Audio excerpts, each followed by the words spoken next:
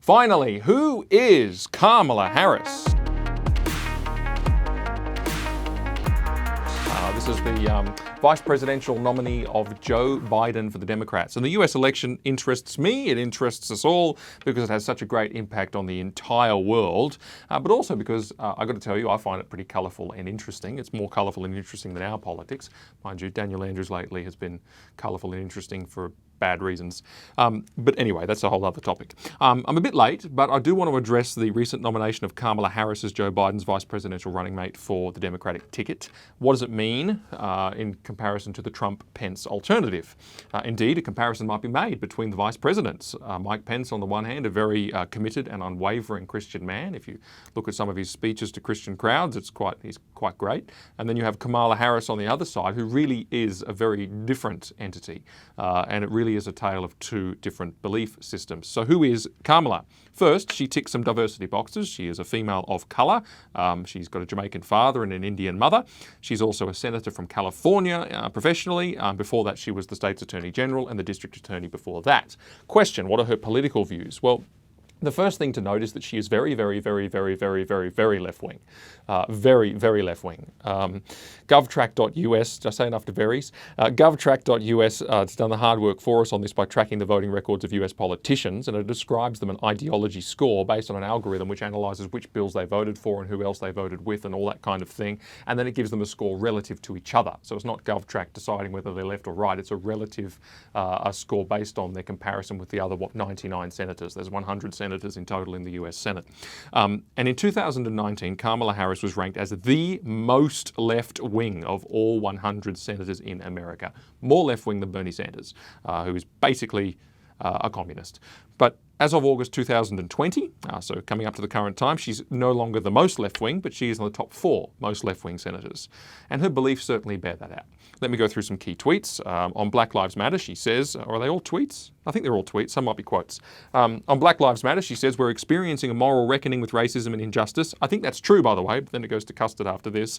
That has brought a new coalition of conscience to the streets of our country demanding change. To everyone keeping up the fight, you are doing something. You are doing something great. You are heroes of our time.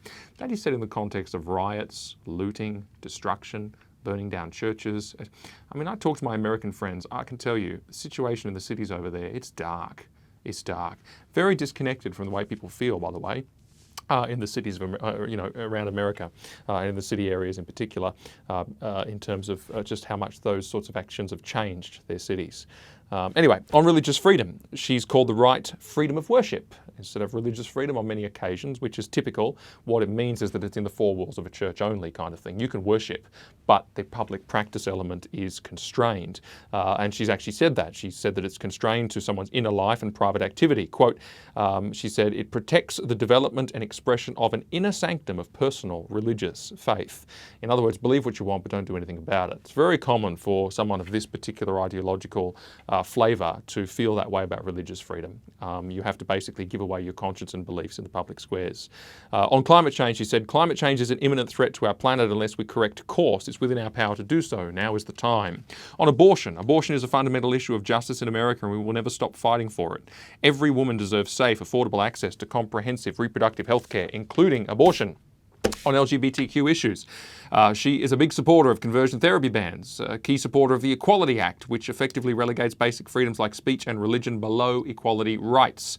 California Representative Mark Takano has said, quote, Harris is revered in the LGBTQ community for her leadership as Attorney General. Joe Biden selecting her as his running mate reflects the deep value that both candidates share regarding equality for LGBTQ people. So there's some quotes from people and from her on some key issues. This is her legislative voting record. Some highlights, let me say some, just highlights. She supported government funding of abortion for family planning, so Title X they call that, for the Americans, you'll know. Also opposing the appointment of Justices Brett Kavanaugh and Neil Gorsuch to the Supreme Court. She supports the inclusion of safe schools curriculum in government schools. Australians, you know all about safe schools.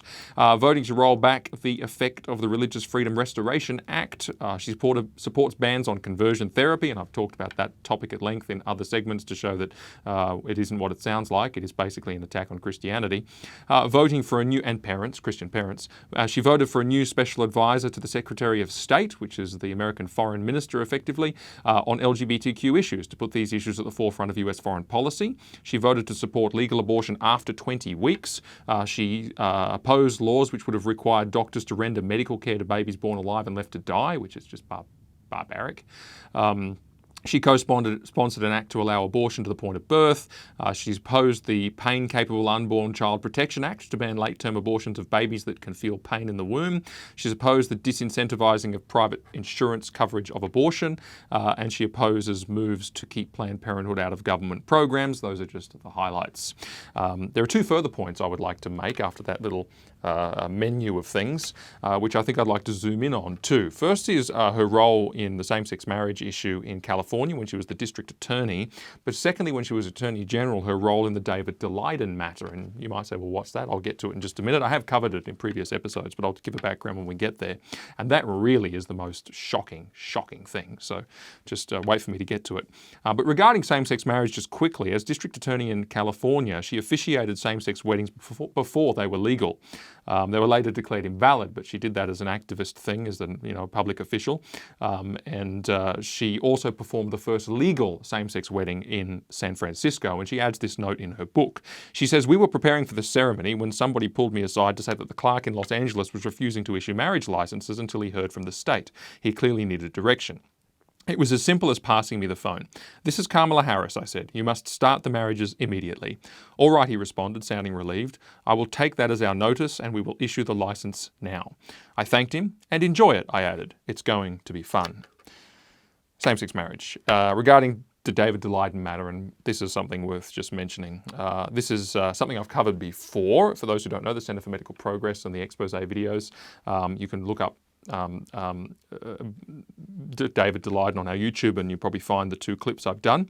But this is the guy who went undercover as a representative from a biotech company, and he secured meetings with abortionists to expose just how shocking the industry practices really are, which many people were not previously aware of. They included meetings with very senior executives from America's largest abortion service, Planned Parenthood. They were all filmed, and watching them, I tell you, will turn your stomach. It's absolutely horrific, these videos. There's 12 of them, and they're quite, solid length videos of his interactions with these people and the things he saw and the things that were said. It's unreal. It's from the pit of hell. It's demonic. They wanted his money, and they were prepared to do whatever it took, as they confessed that they had been doing for some time, and they'd been doing the following. 1, selling the baby body parts or the body parts of aborted babies as an industry standard practice, thereby trading in human organs and tissues. Secondly, adjusting their abortion procedures to birth late-term babies alive and harvest their organs whilst they are still alive to obtain the best quality specimens. Thirdly, providing price lists to biotech companies for such things as whole babies' heads, whole fetuses, and hearts that are still beating. You can buy those things as a biotech company off an abortionist, and they do.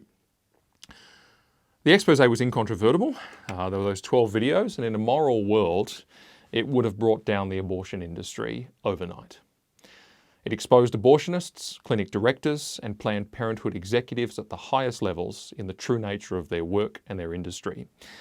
It showed that they were aborting babies using illegal methods and selling organs in an illegal trade. Kamala Harris was the Attorney General at the time. In the state where the expose took place, guess what she did? She had agents raid Daleiden's home and prosecuted him and his colleague, Sandra Merritt, on 15 felony charges. The first time a number of those charges had ever been laid against a journalist. And not one thing happened to the abortionists. Planned Parenthood donated $80,000 to Harris's Senate campaign, which took place after this. In November last year, Daleiden and his colleagues were ordered to pay $2.3 million in damages. In another matter that's ongoing, he and his colleague Sandra Merritt could face up to 10 years in prison. Just 2 weeks ago, Daleiden was ordered by a court to pay $600,000 within 14 days as an appeal bond, which is an amount that he has to raise in order to secure the right to appeal a ruling against him, which I don't even understand what that is, but maybe it's an American thing, or if it's Australian, I haven't heard of it. Extraordinary. And if he didn't raise the money, though, his lawyers were saying that Planned Parenthood could have the right to come and take everything that he owned. And the judge in one of the most significant cases against him is William Orrick, who once sat on the board of an organisation that housed a Planned Parenthood clinic. And his wife has been posting on her Facebook, "I stand with Planned Parenthood." Amazing, talk about bias. Who is Kamala Harris? Need I say any more? There's a lot said regarding the US elections which ignores some of these matters. A lot said, for example, about Donald Trump's character. That means, as far as I can tell, some vulgar remarks about women from his past and his love of baiting his detractors on Twitter. Now, his character is no worse, it's a bit more brash, but it's no worse than that of a number of other American presidents. Think Bill Clinton, think others. Now, that doesn't make it right, and I'm not saying that it's right. But here's the question that we have to grapple with, all of us, whatever country we live in, because we face this reality wherever we live, if we have voting rights, which is how do we deal with candidates for government who are not completely morally squeaky clean in their public image? What does one do? Whether you're in the United States, whether you're in Canada, South Africa, New Zealand, Australia, United Kingdom, Finland, Bahrain, Djibouti, whatever. I don't know if they vote in Djibouti. I should know that. But anyway, the answer is simple. Vote on policy. What is it that the elected representatives will do in office for the country? What are their aspirations? Where do they desire to take us? On that score, in the American case, the Biden-Harris ticket and the Trump-Pence ticket could not be more different. I'm Mark Niles, and that was the truth of it. By hitting the icons below, and make sure you hit the grey bell as well so you get notified when there's a new video. And if you want to watch more, you can click on the links right about here. Thank you.